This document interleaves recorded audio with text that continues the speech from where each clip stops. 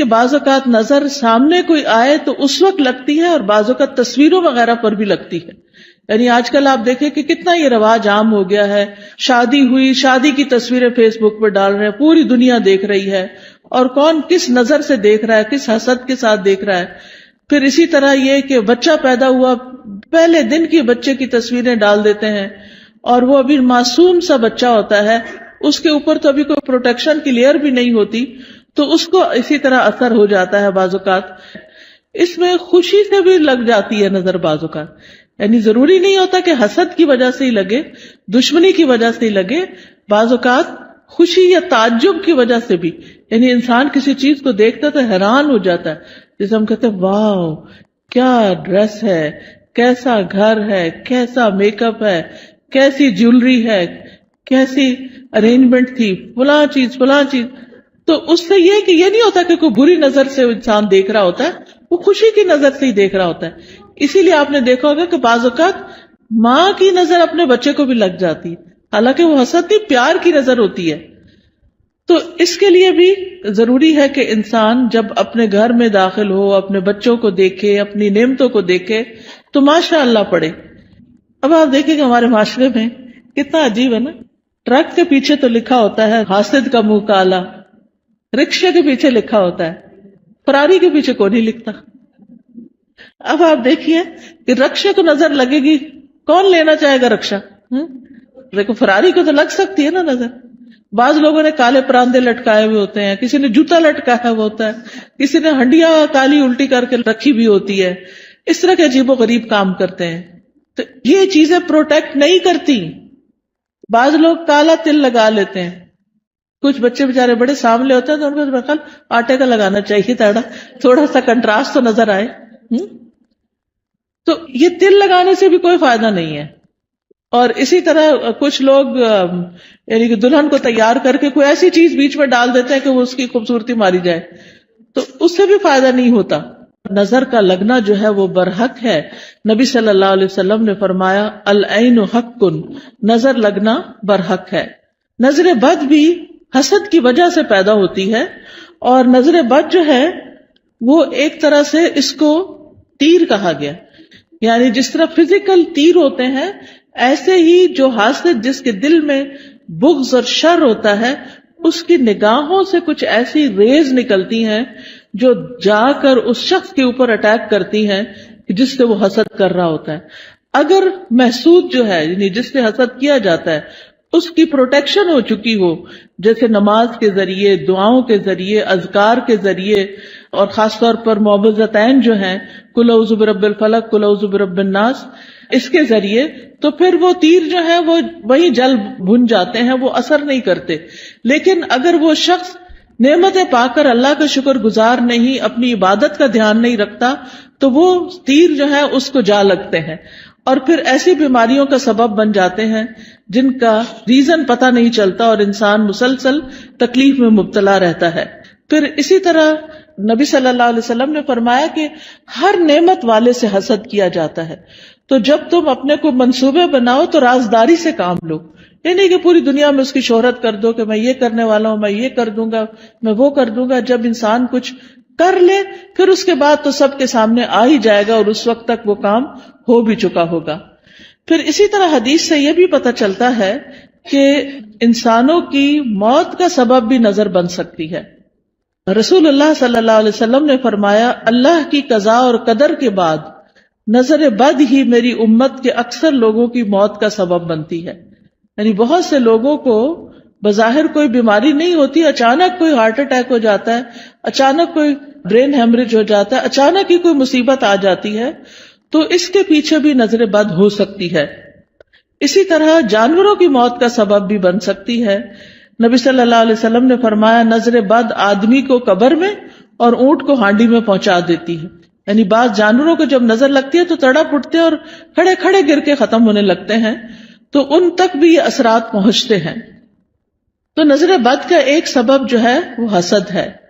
اور پھر اسی طرح یہ ہے کہ دونوں کے واقع ہونے کی جگہ جو ہے، یعنی حسد دل میں ہوتا ہے اور پھر دل سے نگاہ تک اور زبان تک آتا ہے، اور بعض اوقات نگاہ سے انسان دوسرے کو نقصان دیتا ہے اور بعض اوقات زبان سے دیتا ہے. یعنی حاسد جو ہوتا ہے وہ بیٹھ کے دوسرے کی چغلی غیبت کہیں نہ کہیں کچھ نہ کچھ کرتا ہی چلا جاتا ہے. پھر اسی طرح آپ دیکھیں کہ انسانوں کی نظر بھی لگتی ہے اور جنات کی نظر بھی لگتی ہے. یہ بھی ہمارے دین نے ہمیں بتایا ہے.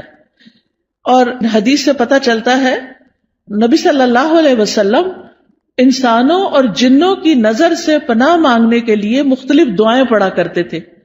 پھر جب یہ معوذتین نازل ہوئی تو آپ صلی اللہ علیہ وسلم نے باقی چیزیں پڑھنی چھوڑ دی اور صرف معوذتین پڑھتے تھے. یعنی قل اعوذ برب الفلق اور قل اعوذ برب الناس، اور اس سے علاج کیا کرتے تھے. اور پھر یہ ہے کہ جن جو نظر لگاتے ہیں وہ انسانوں کی نظر سے بھی سخت ہوتی ہے. اور انسان تو ہمیں نظر بھی آ جاتے ہیں جب ہمیں پتہ چلتا ہے کہ فلاں شخص جو ہے وہ ہم سے حسد کرتا ہے یا ہمارے بارے میں اس طرح سمجھتا ہے، تو ہم اس سے بچنے کی بھی کوشش کرتے ہیں جتنے حد تک بچ سکیں. لیکن جن تو ہمیں نظر بھی نہیں آتے، ان سے کیسے بچ سکتے ہیں؟ ان سے صرف یہ ہے کہ ان دعاؤں کو صبح و شام پڑھا جائے، اذکار کو، تو اس سے انسان محفوظ رہ سکتا ہے. قرآن مجید میں آتا ہے سورۃ الکہف میں وَلَوْلَا إِذْ دَخَلْتَ جَنَّتَكَ قُلْتَ مَا شَاءَ اللَّهُ لَا قُوَّةَ إِلَّا بِاللَّهِ. اور جب تم اپنے باغ میں داخل ہوئے تو تم نے یہ کیوں نہ کہا کہ جو اللہ نے چاہا، یعنی جی اللہ کے کرنے سے ہی سب ہوا ہے. کیونکہ حقیقت یہ ہے کہ جو بھی نعمت ہمارے پاس ہے یہ ساری کی ساری اللہ پاک کی طرف سے ہے. قرآن مجید میں آتا ہے وَمَا بِكُم مِّن نِّعْمَةٍ فَمِنَ اللَّهِ، تمہارے پاس جو بھی کوئی نعمت ہے وہ اللہ کی طرف سے ہے. ابن حجر کہتے ہیں نظر کبھی خوشی اور تعجب کی صورت میں بھی لگ جاتی ہے، اگرچہ وہ کسی محبت کرنے والے کی طرف سے ہو، اور کبھی وہ کسی نیک آدمی کی طرف سے بھی ہو سکتی. یعنی نیک آدمی کسی کی نیکی پر خوش ہو رہا ہے تو اس سے بھی ہو جاتا ہے. تو جب کسی کی کوئی چیز دیکھیں تو فوراً برکت کی دعا دیں کہ اللہ ان کو برکت دے. اچھا کھانا دیکھیں، اچھا ڈریس دیکھیں، اپنے بچے کو کوئی نیکی کا، خیرات کا، صدقات کا کوئی اچھا کام کرتے ہوئے دیکھیں. اس سب چیزوں پر ہم کیوں ایسا کرتے ہیں؟ بچہ پیدا ہوتا ہے ہم کہتے ہیں مبارک دینی ہے، کوئی حج پہ جاتا ہے تو ہم واپس آتا ہے تو ہم اس کی مبارک دیتے ہیں، کسی کی شادی ہوتی ہے تو ہم مبارک دیتے ہیں، کسی کا بزنس اچھا فلرش کر جاتا ہے تو اس پہ مبارک دیتے ہیں، کبھی کسی کے جاب اچھی لگ جاتی ہے، کسی کو کوئی عہدہ ملتا ہے تو اس کو مبارک دیتے ہیں. تو ہمارے دین میں جو مبارک کا کانسیپٹ ہے اس کا مطلب یہ ہوتا ہے کہ اللہ تمہیں اس میں برکت دے اور حاسد یا خوش ہونے والے دونوں کی نظروں سے بچائے. یعنی کہ جو بری نظر سے دیکھ رہا ہے اس سے بھی بچو، اور جو اچھے خوش ہو کے اپنے ہی بہن بھائی یا اپنے ہی والدین ان کی بھی نظر سے بچ سکو. پھر اسی طرح کچھ نظریں بیمار کرنے والی ہوتی ہیں. اب آپ دیکھیں ریز کا کانسیپٹ تو آج کے دور میں بہت آسانی سے سمجھ آتا ہے. مائکرو ویو میں کیا ہے؟ ویوز ہی تو ہیں، ریزز تو ہیں، وہی تو اس کھانے کو گلا کے پکا کے جلا بھی دیتی ہیں. کوئی آگ تو نہیں لگی ہوتی مائکرو ویو کے اندر، یہ کیا چیز جلاتی ہے؟ ریز ہوتی ہیں. اسی طرح آپ دیکھیں ہمارے یہ ٹیلی فون وغیرہ ہیں، ان کے اندر سے بھی ریز نکلتی ہیں. تو اگر نان لیونگ تھنگس کے اندر سے ریز نکل رہی ہیں تو لیونگ تھنگس کے اندر سے بھی ریزز نکلتی ہیں. انسانوں کی آنکھوں سے بھی ریزز نکلتی ہیں، ان کے بھی اثرات ہوتے ہیں، اور وہ بعض اوقات دوسرے کی روح کو بیمار کر دیتے ہیں. حضرت ام سلمہ کے پاس ایک لڑکی تھی جو پیلی زرد پڑی ہوئی تھی، تو نبی صلی اللہ علیہ وسلم نے فرمایا کہ اس کو نظر لگی ہے. آپ نے بتایا کہ اس کی رنگت کیوں تبدیل ہو گئی ہے؟ اس کو نظر لگی ہے تاکہ اس کا علاج کیا جائے. بعض اوقات انسان کے جسم کے صرف کسی ایک حصے کو لگتی اور وہ حصہ بیکار ہو جاتا ہے. پھر اسی طرح بعض نظریں جو ہیں وہ آگ والی ہوتی ہیں، ان کو ناری نظریں کہتے ہیں. پھر اسی طرح یہ یاد رکھیے ایک بات کہ جو ہوتا ہے اللہ کے اذن سے ہوتا ہے، یعنی اس بندے کے اندر کوئی طاقت نہیں. اور اگر کوئی بندہ کہے کہ میں فلاں کو نظر لگانے لگاؤں تو نہیں لگا سکتا. اچانک لگ جائے اور بات ہے، خود سے کوئی نہیں لگا سکتا، کیونکہ اس میں بھی جو ہوتا ہے اللہ کے اذن سے ہوتا ہے. کیونکہ ہم فوراً لوگوں کو بلیم کرنے لگتے ہیں، وہ فلاں آئی تھی نا اس لیے یہ ہوا ہے، فلاں نے ایسا کیا، فلاں وہ تو ایک سبب بنا. تو لوگوں کو بلیم کرنے کی بجائے یہ سوچے یہ میری تقدیر میں تکلیف لکھی تھی اس لیے آ گئی. تیسرا بڑا سبب اذکار اور تلاوت قرآن اور نمازوں کی پابندی نہ کرنا، اس سے نظر لگتی ہے، اس سے یہ شیطانی اثرات حملہ آور ہوتے ہیں.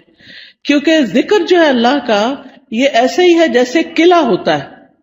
جب انسان ذکر کرتا ہے تو وہ قلعے کے اندر چلا جاتا ہے، اور پھر قلعے کے باہر جو بھی دشمن ہوتا ہے وہ اس کے اوپر قابو نہیں پا سکتا. پھر اسی طرح امتحان اور آزمائش ہے انسان کی، کہ دنیا میں انسان آیا ہے. دنیا پھولوں کی سیج نہیں ہے، یہ دنیا امتحان کے لیے ہے، آزمائش کے لیے ہے. تو ہر انسان کسی نہ کسی طرح ایک امتحان میں مبتلا ہے، ایک آزمائش میں مبتلا ہے. تو اس کے لیے کیا کرنا چاہیے کہ انسان اللہ کی طرف رجوع کرے. تو یاد رکھیے کہ جب نظر لگتی ہے تو اس کے کچھ علامتیں ہوتی ہیں، کچھ جسمانی علامتیں ہیں.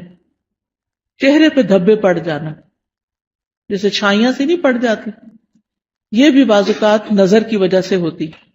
پھر بچوں کا بلا وجہ روتے جانا. حضرت عائشہ کہتی ہے کہ ایک مرتبہ نبی صلی اللہ علیہ وسلم تشریف لائے تو ایک بچے کے رونے کی آواز سنی. آپ نے فرمایا تمہارا یہ بچہ کیوں رو رہا ہے؟ کیا تم نے اس کو نظر بد کا دم نہیں کیا؟ کئی دفعہ ہوتا ہے نا، بچے نے کھایا پیا سویا آرام کیا سب کچھ کیا ہوتا ہے، لیکن وہ چین ہی نہیں پکڑ رہا ہوتا. ماں بہلا بہلا کے آخر بازو کا دیکھا ہوگا ماں کو ایک دو لگاتی ہے اور بیڈ پہ ڈال دیتی ہے، چلو رو لو پھر جتنا رونا ہے. حالانکہ وہ بیچارہ کسی تکلیف میں مبتلا ہوتا ہے، اس وقت اس پہ سورۃ فاتحہ پڑھ کے دم کرنا چاہیے، کیونکہ وہ ڈسٹرب ہوتا ہے. بعض بچے ہائپر ایکٹیو ہوتے ہیں، بے وجہ خواہ مخواہ میں ماں کو ٹیچرز کو سب کو تنگ کرتے رہتے ہیں.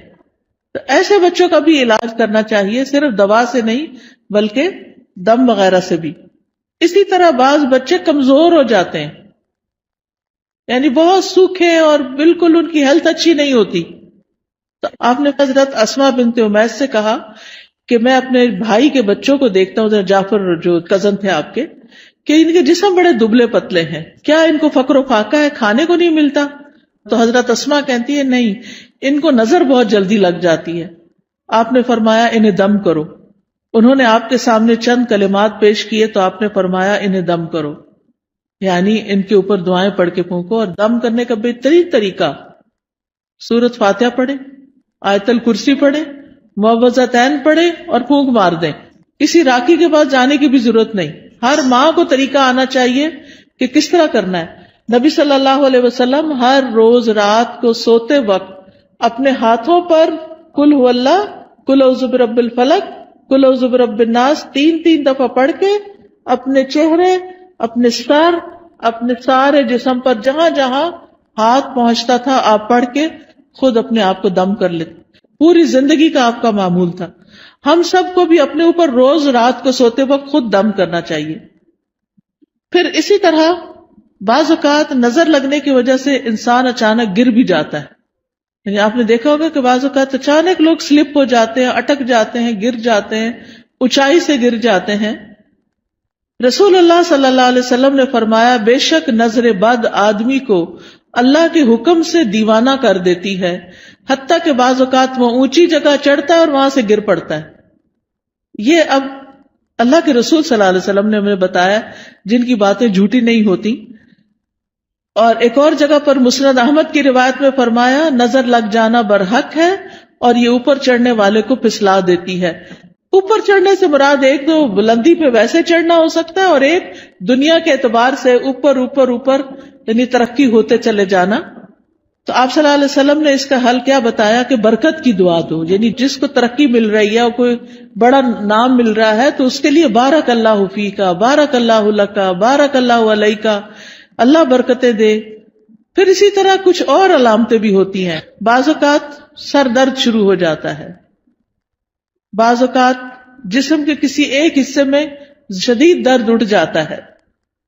قرآن سنتے وقت جمائیاں بہت آتی ہیں، یعنی پڑھا ہی نہیں جاتا. آپ نے دیکھا ہوگا کہ بعض اوقات آپ قرآن پڑھ رہے ہوتے ہیں اور آپ سوئے چلے جاتے ہیں اور سوئے چلے جاتے ہیں، اور آپ پھر اٹھتے ہیں، اٹھاتے ہیں اپنا، پھر سو جاتے، پھر اٹھاتے، پھر یہ بھی نظر کی وجہ سے ہوتا ہے. پھر اسی طرح وزن اچانک کم ہونے لگتا ہے. بعض اوقات ذہنی پراگندگی بڑھ جائے، کوئی بات سمجھ نہیں آتی، بچہ پڑھائی پہ فوکس نہیں کر پاتا، کبھی کھانے کی خواہش ختم ہو جاتی ہے، کھانے کو دل نہیں چاہتا، بھوک نہیں لگتی، کبھی ذہن میں چیز حفظ نہیں ہوتی، حافظہ خراب ہو جاتا ہے، کبھی پسینہ بہت زیادہ آنے لگتا ہے اور اس کی اسمیل بھی بہت عجیب ہو جاتی ہے، پھر اسی طرح نیند کم آتی ہے، زیادہ تر لیٹ کے بھی ایسے لگتا ہے جیسے جاگ رہے ہو، اور رونے کا دل بہت چاہتا ہے، پھر کبھی کبھی انسان لوگوں میں نہیں بیٹھنا چاہتا، مجلسوں کو اوائڈ کرنے لگتا ہے کہ میں نہیں ملتا کسی سے، نہ کسی شادی میں جانا، نہ کسی سے ملنا، کوئی آئے تو گھبراہٹ شروع ہو جانا، مہمانوں کا نام سنتے ہی پریشانی لاحق ہو جانا، تو یہ بھی چیز اس میں آتی ہے، حالانکہ اس سے پہلے کبھی ایسا نہیں ہوا تھا۔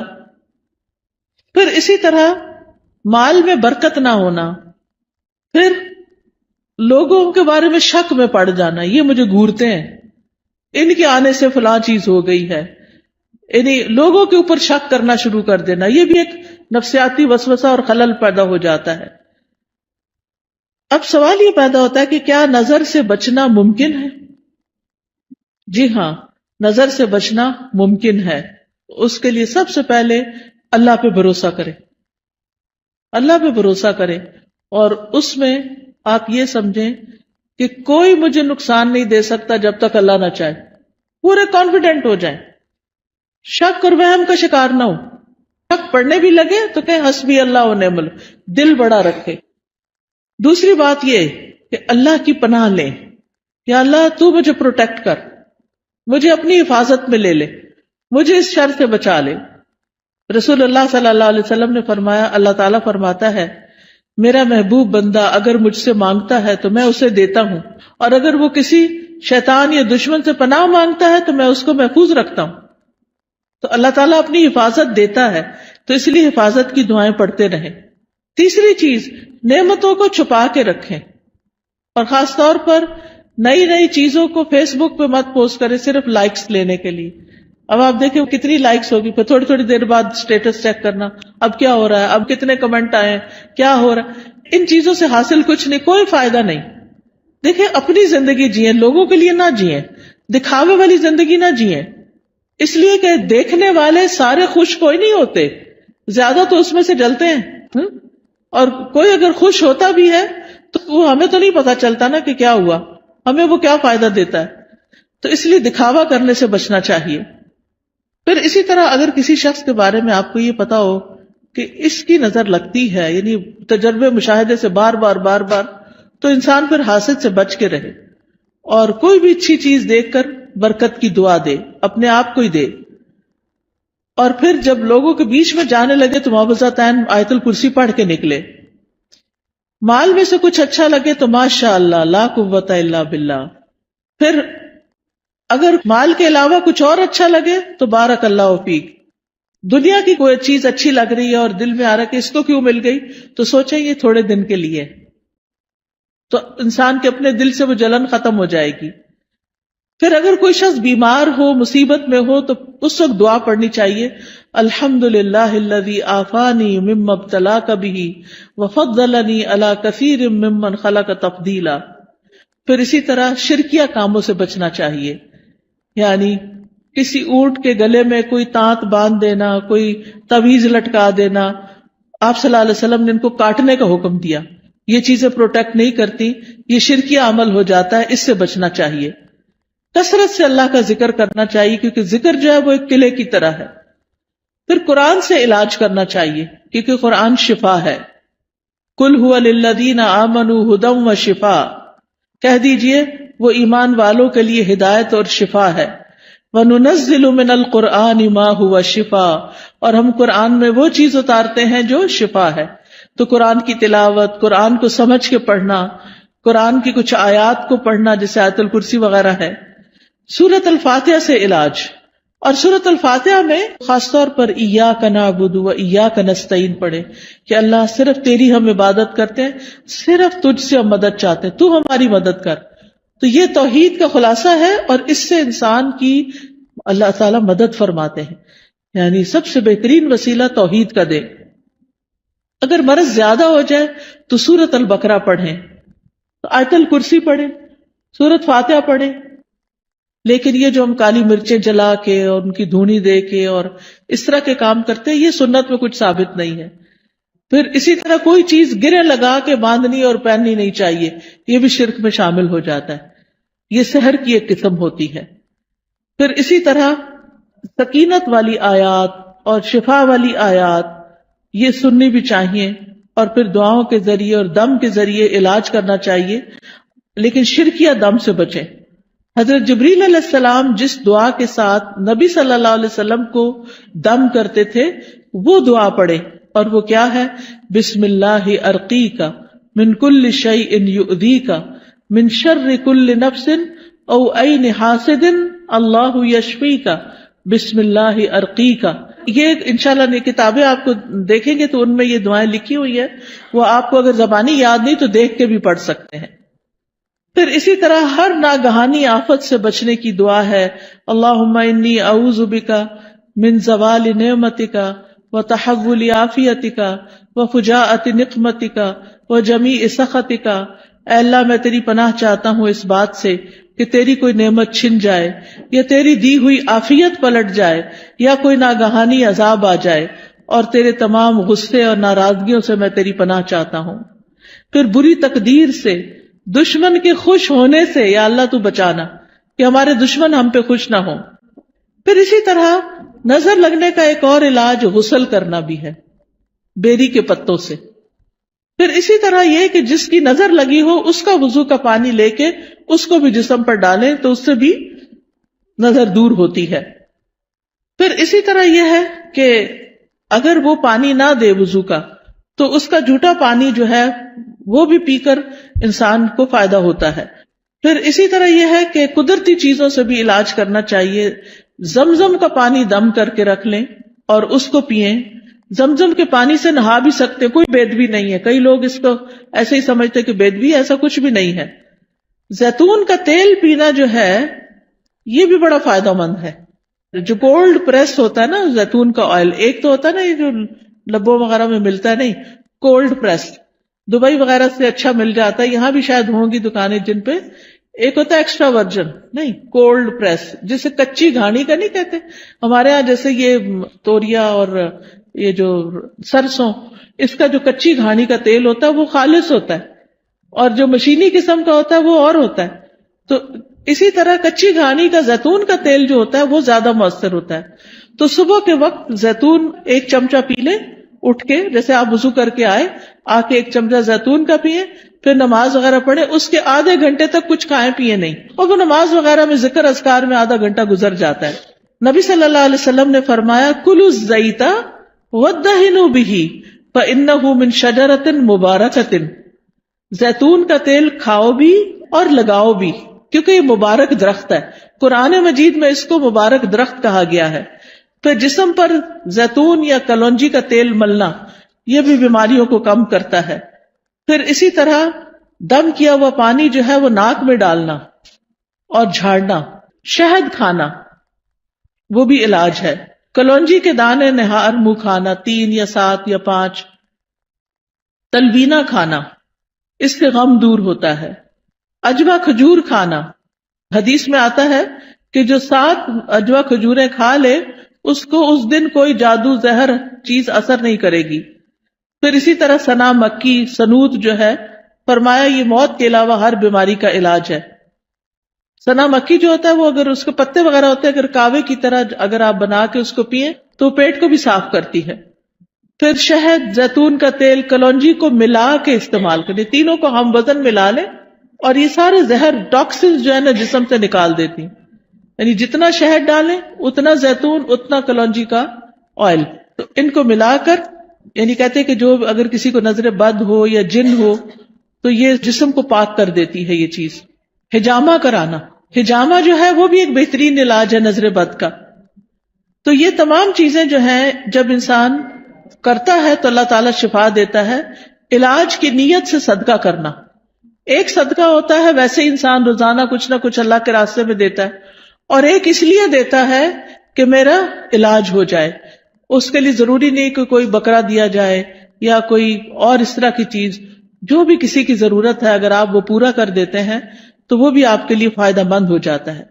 اسی طرح گھر سے ایسی چیزیں نکال دیں جس سے رحمت کے فرشتے نہیں آتے، جیسے کتا وغیرہ یا تصویریں لٹکانا، کیونکہ اس سے رحمت کے فرشتے گھر میں نہیں آتے. تو باہر رکھیں بے شک حفاظت کے لیے، لیکن کمروں کے اندر نہیں رکھے کتے وغیرہ. تو نبی صلی اللہ علیہ وسلم کے پاس جبریل علیہ السلام نے آنا تھا تو وہ نہیں آئے. آپ پریشان ہوئے تو دیکھا کہ آپ کے یعنی کہ جس کے اوپر آپ لیٹے ہوئے اس کے نیچے کتے کا بچہ تھا. جب وہ گیا تو جبریل علیہ السلام آئے، انہوں نے کہا کہ ہم ایسے گھر میں داخل نہیں ہوتے. یعنی اپنے نمازوں کی پابندی، ذکر اذکار کی پابندی، اور یہ جو طریقے میں نے بتائے ہیں انشاءاللہ یہ اختیار کریں گے تو اللہ تعالیٰ نظر بد سے محفوظ رکھیں گے اور اس کا علاج بھی ہو جائے گا. وآخر دعوانا ان الحمد للہ رب العالمین.